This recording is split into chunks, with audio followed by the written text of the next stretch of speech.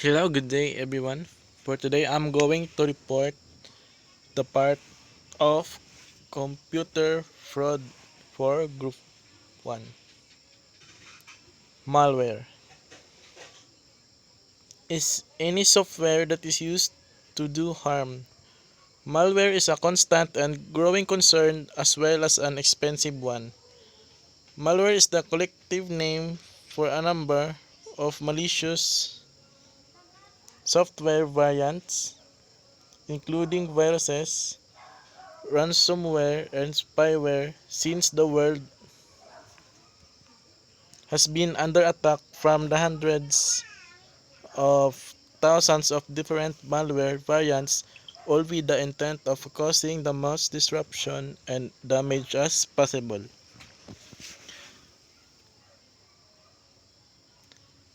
Most malware is the result of installation or injection by a remote attacker. It is spread using several approaches, including shared access to file, email attachments, and remote access vulnerabilities. Spyware is a software that monitors and collects personal information about users and sends it into someone else. The information is gathered by logging keystrokes, monitoring websites visited, and scanning documents on the computer's hard drive. Spyware can also hijack a browser, replacing a computer's home page with a page the spyware creators want you to visit.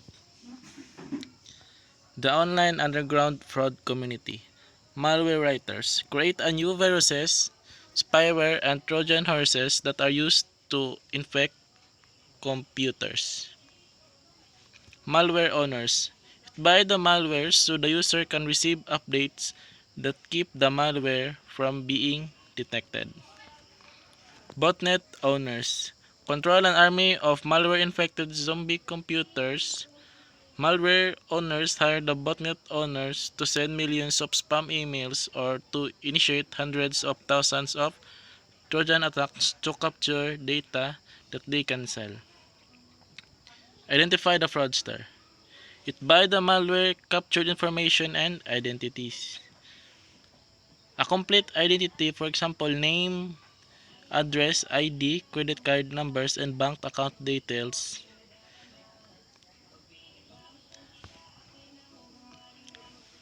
Drop services.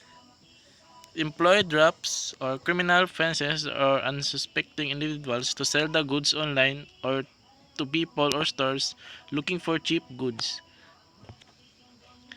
The guarantors guarantee that the various people who deal with each other make the agreed upon exchanges. For example, they make sure that an identity intermediary is paid their cut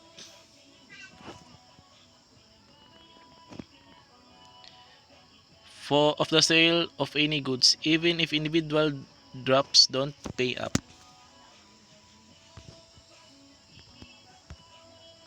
Adware is a spyware that can pop banner ads on a monitor, collect information about the user's web surfing and spending habits, and forward it to the adware creator. Adware companies charge for each computer showing its ads. They increase the number of computers with adware by paying shareware developers to bundle the adware with their software. Torpedo software developed to destroy competing malware, resulting in malware warfare between competing developers. Scareware is a software that is often malicious, is of little or no benefit, and is sold using scare tactics.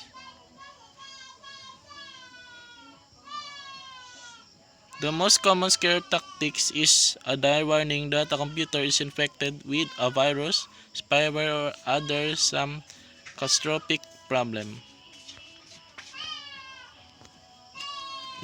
Ransomware often comes in a form of fake antivirus software. When activated, well-written ransomware locks you out of all your programs and data by encrypting them.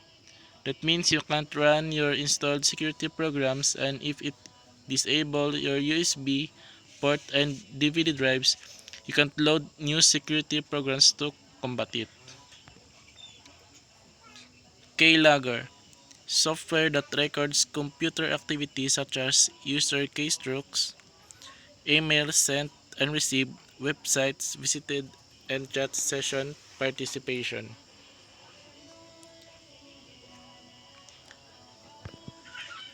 A Trojan horse is a set of malicious computer instructions in an authorized and otherwise properly functional program.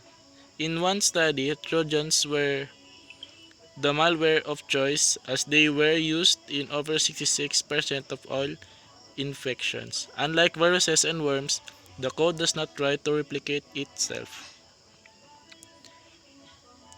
A trapdoor or hackdoor is a set of computer instructions that allows a user to bypass the system's normal control. Programmers create trapdoors so they can modify programs during systems develop and then remove them before the system is put into operation during systems development and then remove them before the system put into operation. Packet sniffers. It capture data from information packets as they travel over networks. Captured data are examined to find confidential or proprietary information. Steganography is writing hidden messages in such a way that no one, apart from the sender and intended recipient, suspects their existence. It is also used by terrorists as an effective way for a spy to transmit information and receive orders. Steganography programs. It hides data files inside a host file, such as large image or sound file. Rootkit. It conceals, processes files, network connections, memory, addresses, systems, utility programs, and system data from the operating system and other programs.